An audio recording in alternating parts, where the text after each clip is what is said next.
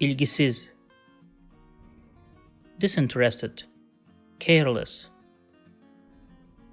İlgisiz. İlgisiz. Ebru konuya ilgisiz. Ebru is disinterested in the topic.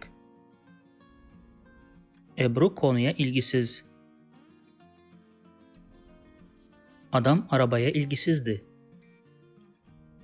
The man was disinterested in the car. Adam arabaya ilgisizdi.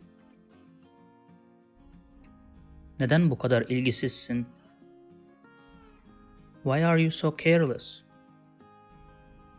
Neden bu kadar ilgisizsin? That's it. See you in the next lessons. If you liked this video, please subscribe to my channel below for more videos on Turkish grammar, vocabulary, and pronunciation. Also, if you think this video can benefit somebody else, please share it with them. Last, if you have any comment or request, please provide your feedback in the comment section below and I'll do my best to respond as soon as possible.